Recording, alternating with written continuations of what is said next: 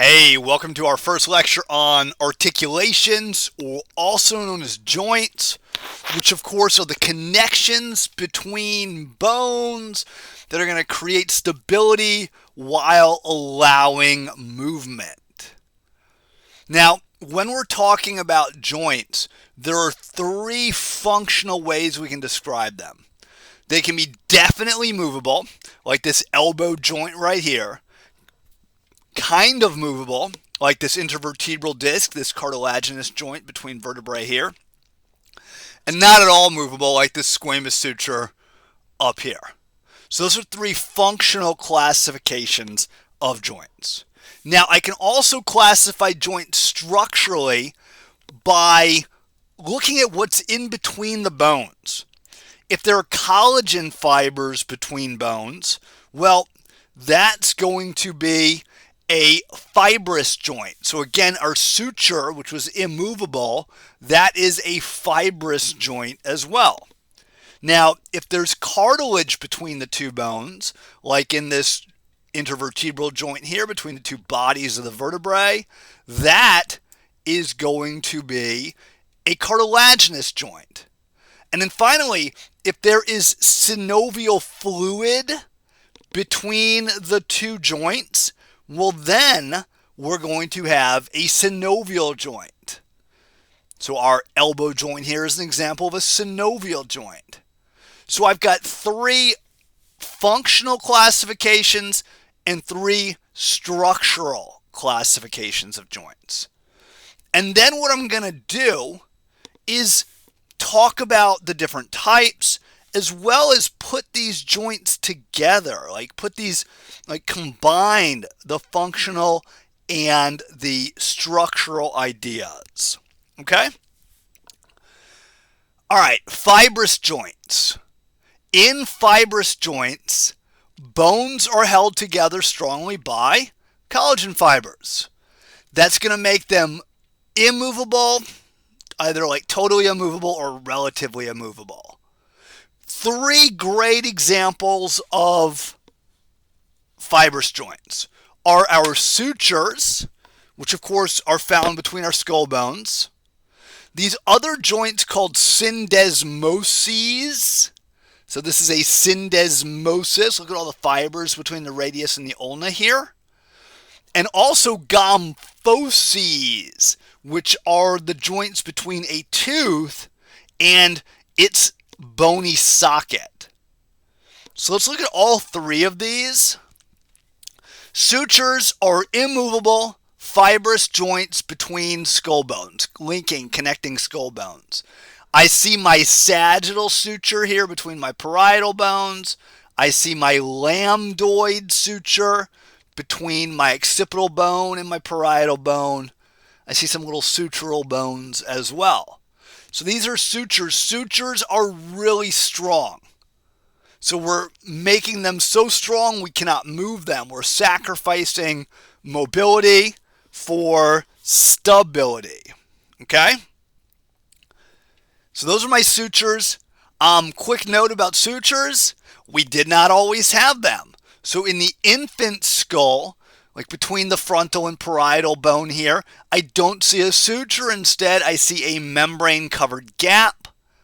Big spot right here, big spot right here. These big gaps between infant skull bones are known as fontanelles. And fontanelles, of course, are going to allow for, brain growth within that skull.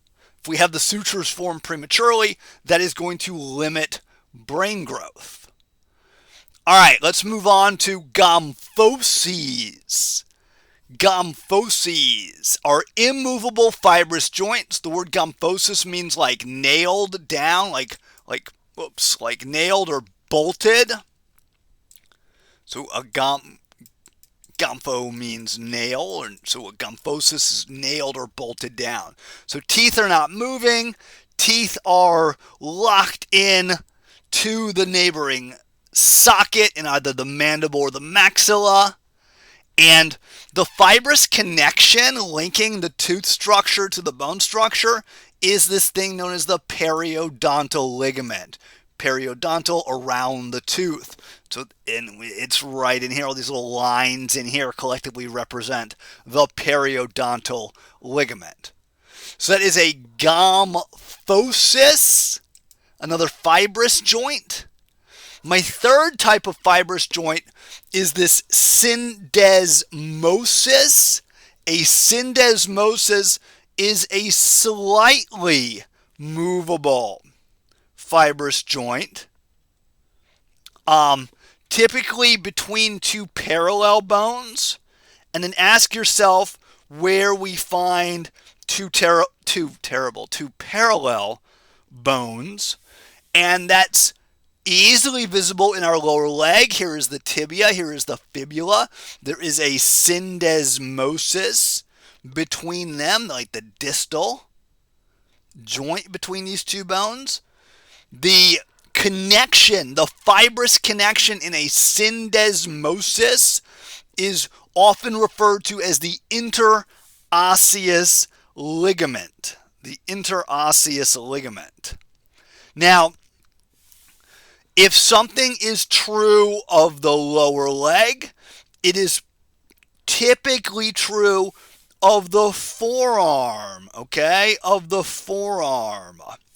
And so if we look at the radius, which we see here, and the ulna, which we see here, there is a syndesmosis linking them as well to another interosseous membrane connecting those two bones, stabilizing the two parallel bones. So those are my three types of fibrous joints, my three examples of fibrous joints. And now what I'm going to move on to is cartilaginous joints. And this is where we have bones connected by a piece of cartilage, and that cartilage could be hyaline or fibrocartilage. Often they're more movable than fibrous joints, less movable than synovial. And we got two examples here. One is called a symphysis. We see a pubic symphysis between the two coxal bones, the two hip bones here. The other type is a synchondrosis, which I see between an epiphysis and a diaphysis in a long bone here. Okay, let's talk about symphyses first. Symphyses basically means like something that is grown together, or like something that is joined together naturally. Okay, here we have a pelvis. There's the sacrum in the back. I see the coccyx there. Here is a coxal bone or hip bone on the right, coxal bone or hip bone on the left, and the anterior joint between those two hip bones, that is a symphysis. This is called the pubic symphysis because these are the two pubic regions of the hip bones. There is a piece of fibrocartilage right here in between these hip bones. Now, this is a great cartilaginous joint. This is a symphysis. Symphysis if there's one, symphyses if there are many. Now I've got two vertebrae. Got two vertebrae right here. These two vertebrae, the bodies of them have a symphysis joint between them. So this joint between the two bodies with that plate of fibrocartilage between them, that intervertebral disc, this is a symphysis as well. Slightly movable, but very strong. Finally, our other type of cartilaginous joint is the synchondrosis. Syn means together, chondrosis means cartilage, so together with cartilage. An example would be my first sternocostal joint. So linking my first rib to the manubrium of my sternum. And this is hyaline cartilage in here. So we had fibro in our symphysis, but hyaline cartilage here. Another example of a synchondrosis would be the connection between an epiphysis and a diaphysis. Now, of course, I only see this in the child because this is an epiphyseal plate, this plate of hyaline cartilage. This is a temporary synchondrosis. Temporary synchondrosis only in a child. All right, those are my two cartilaginous joints, symphyses and synchondroses. Now we'll move on to my synovial joints. These are very mobile joints, and between the two bones at the joint, we are going to have synovial fluid, which is a lubricating fluid, of course. Synovial joints are the most common type of joint we have in the body. All right, there are some basic things we're going to see in a synovial joint. We are going to see a joint cavity, which is going to have the synovial fluid in it. So here are my two meeting bones. Here is the cavity between them. Fluid will be in here. Surrounding the cavity, we're going to have a capsule called the articular capsule. On the ends of the articulating bones, we're going to have articular cartilage. We'll also have ligaments reinforcing the joint. And we'll have copious blood vessels and abundant nerves. So vascularization and innervation as well. Okay. Good. Let's look at all these in turn. So the space between the two bones, and by the way, this looks like an interphalangeal joint here, joint between fingers. Can you tell if this is an adult or a child picture here? Let me know. All right, right here we got the joint cavity, the space between the two bones. That cavity is enclosed by this capsule, and that cavity contains the synovial fluid. So here we see the capsule. We've got it sliced. Of course, it would be surrounding the entire thing. The articular capsule, make sure that we are enclosing that space and retaining that synovial fluid. There are two layers to the articular capsule. There is an outer layer called the fibrous capsule, which is composed of dense irregular connective tissue. If you continue down it, it'll blend into the periosteum down here. The inner layer of the articular capsule, the purple guy here, is called the synovial membrane. It is going to make and produce and maintain the synovial fluid. So that is my articular capsule. Let's talk about that synovial fluid. By the way, synovial means like together and eggs.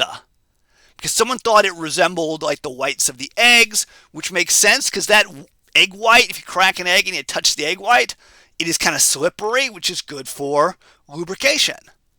So it's like a body's natural oil in joints.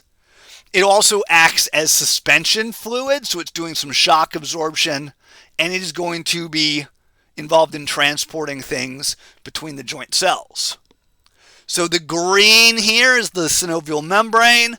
The synovial membrane is going to make the synovial fluid.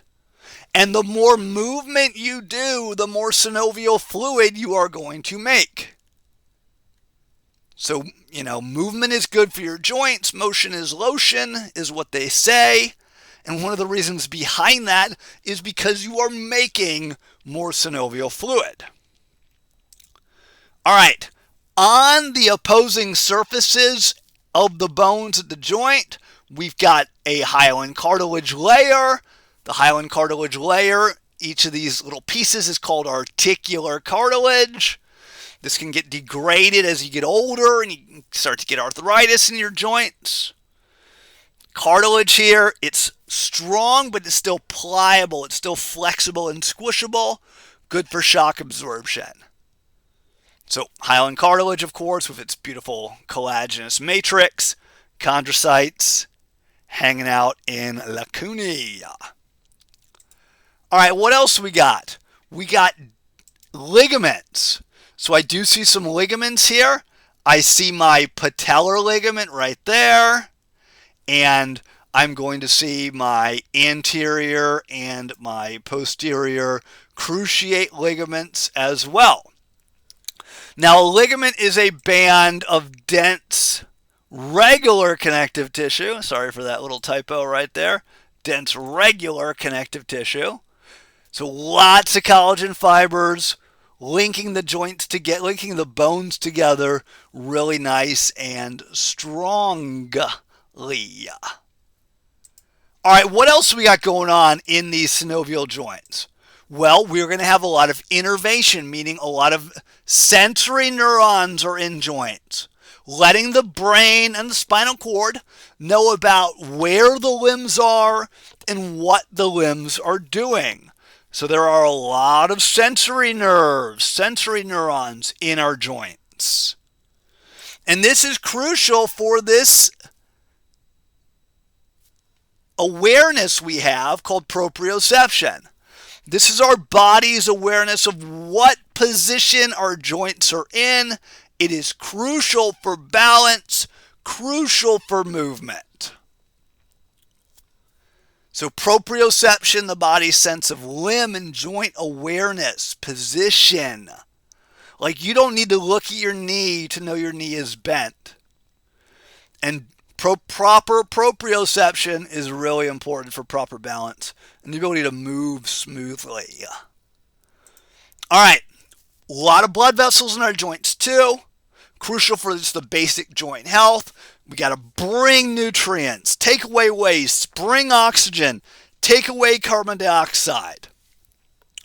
The blood is also going to be utilized to make synovial fluid. So another key aspect of synovial joints. Now, a structure related to the synovial joints are these things called bursae. A bursa is a fibrous sac lined by synovial fluid.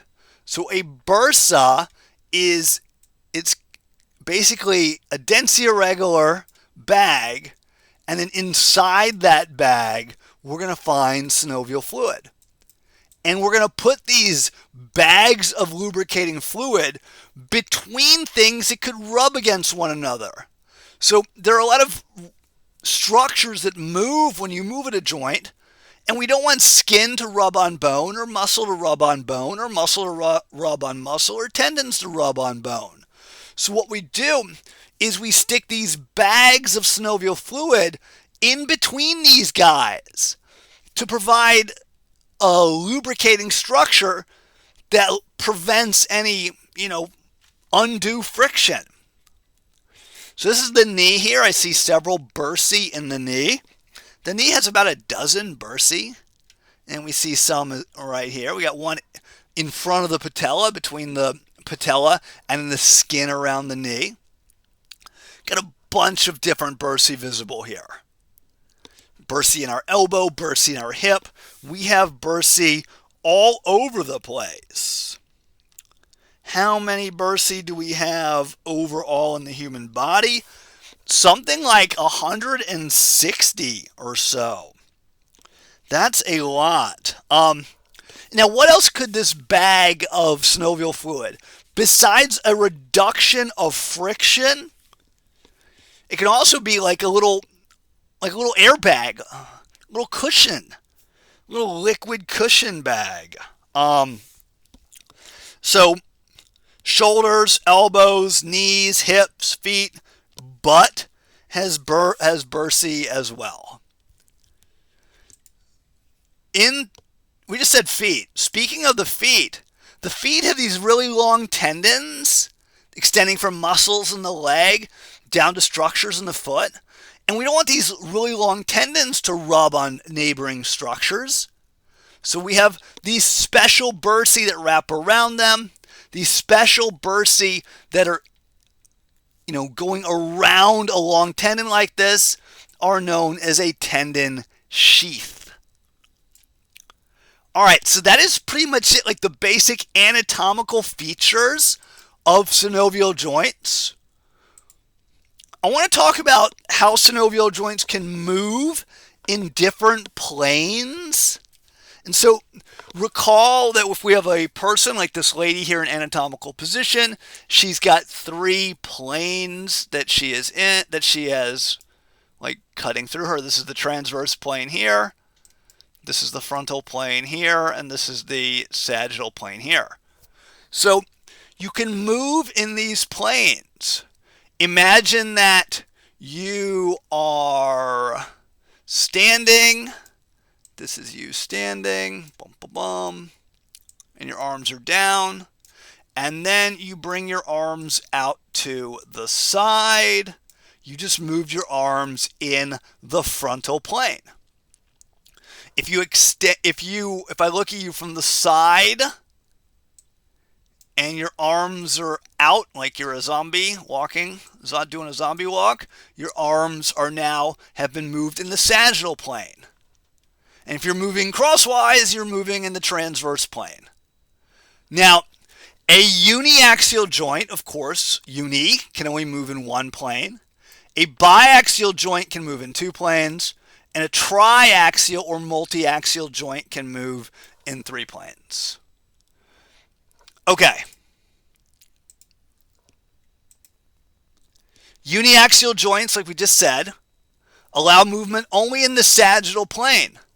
And you can test this out with your own human body. Try these out, okay? This is the humero-ulnar joint right here.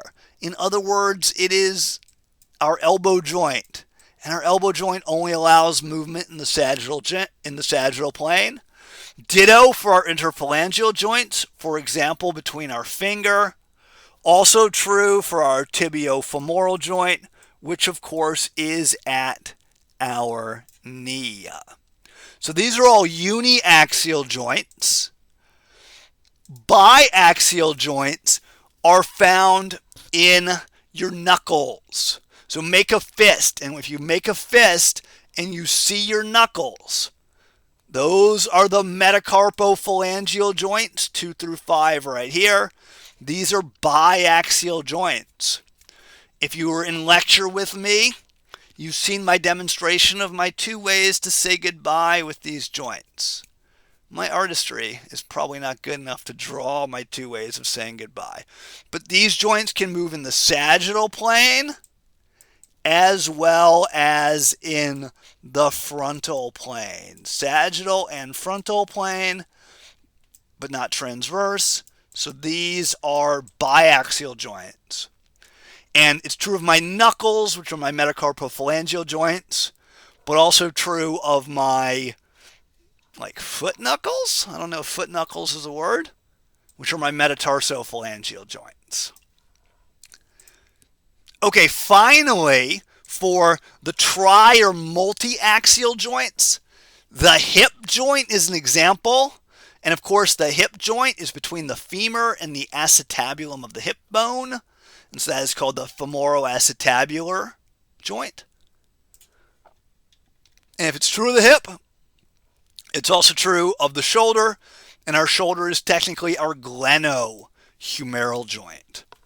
Now, these guys, you can test this out for yourself. Your hips can move in all 3 planes. Your shoulders can move in all 3 planes. All right, those are my functional classifications of my synovial joints. But I can also classify them structurally. I'm going to have hinge joints, plane, pivot, condyloid, saddle, and ball and socket joints. Starting with plane joints here. In a plane joint, I have 2 flat surfaces gliding against one another. These are my carpals and my intercarpal joints or plane joints. Recall that the carpals are short bones, and short bones are described as being roughly cube-shaped. And of course, a cube is going to have flat surfaces on it. And so the flat surfaces on the carpal bones, like right in here, there's going to be a pair of flat surfaces, and they can glide against one another. The joint between your, well, actually, before I get to this guy, if it's true of your wrist, through your ankle. So if we have intercarpal, no surprise that intertarsal joints are also going to be plane joints. Another plane joint is going to be between my scapula. So my scapula has this piece called the acromion, and my clavicle comes over and hits that acromion. And so there's a joint right there between your scapula and your clavicle. Two flat surfaces, acromioclavicular. I also have flat surfaces between my sternum and my ribs. Those are plane joints. As well as the facet joints between my vertebral articular processes. Remember, if I have a vertebra,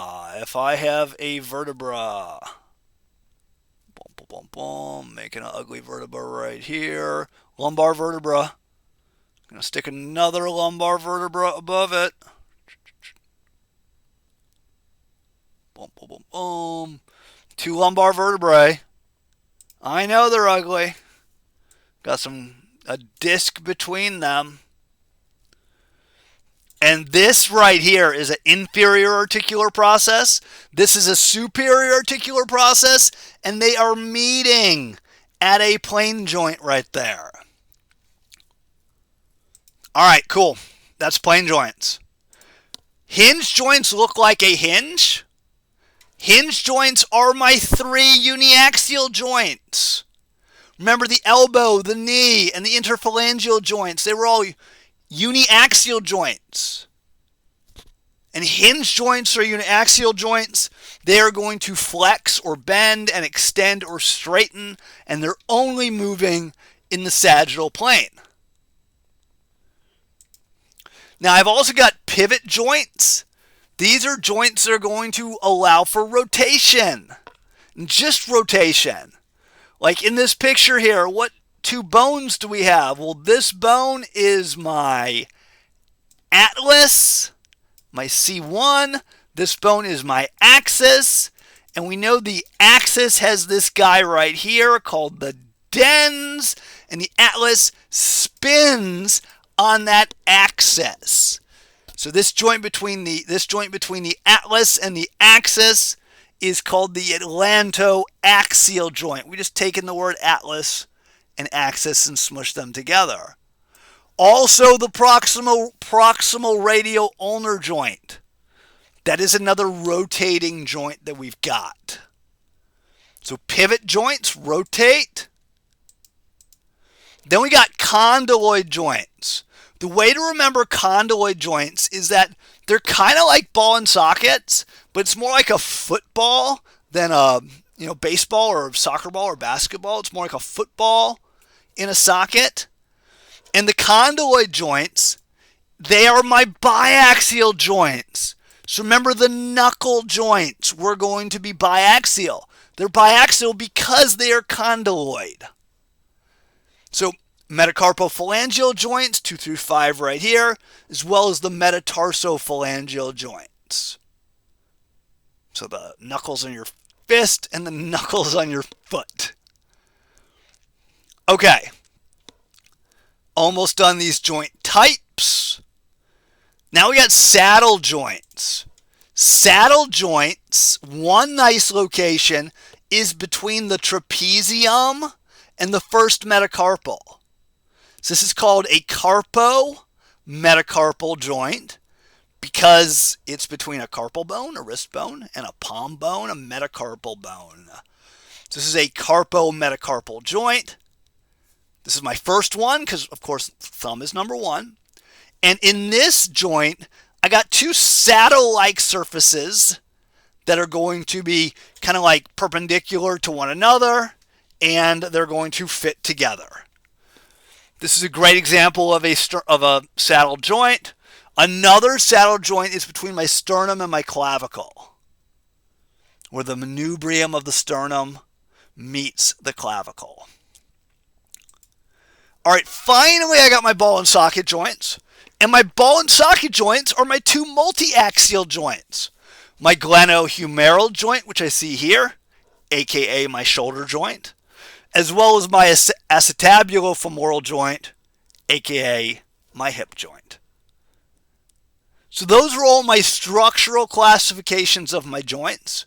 Now let's look at some movements. And there are three basic types of movements I can do at synovial joints.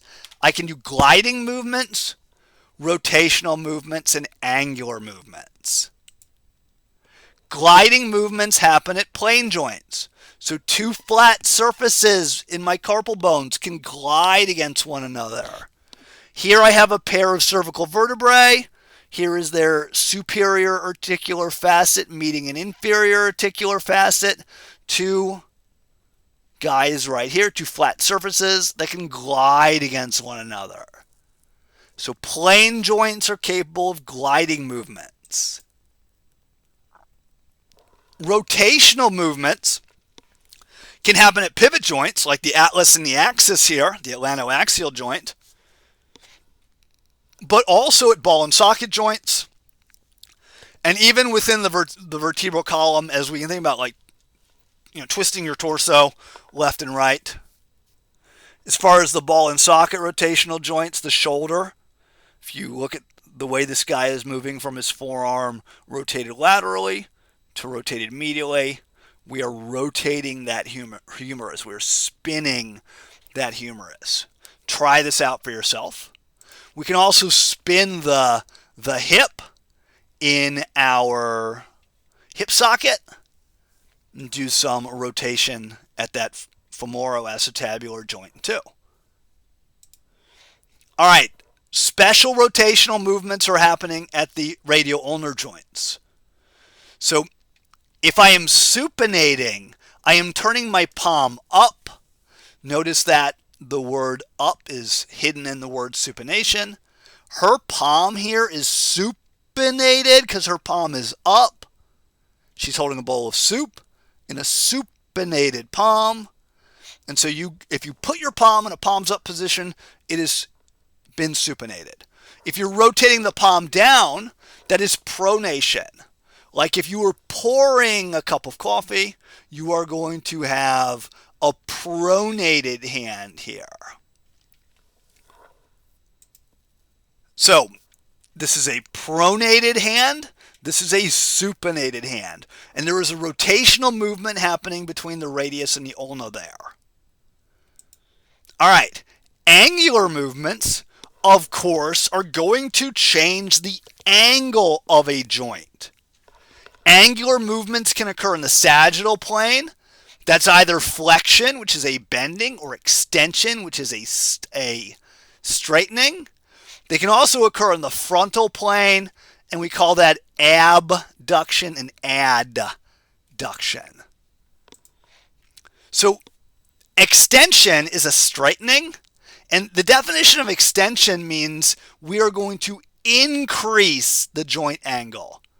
So this is an extended elbow right here, 180 degrees. As we flex it, we decrease it. So this is a flexed elbow, the angle is decreased. If we extend it, the angle will have increased. Easy to see in the elbow. Also, we can do it at the wrist. Got a flexed wrist here, an extended wrist here. If you're saying stop, your wrist is in an extended position. If you're doing like a come here motion to somebody, you're flexing your wrist. Here is an extended shoulder. Here is a flexed shoulder. Think about the angle getting larger as the arm goes down, the angle getting smaller as the arm goes up. Here we see an extended neck and a flexed neck, and a flexed trunk and an extended trunk. So in this picture, we've kind of like gone beyond normal extension. We've done some hyper extension here.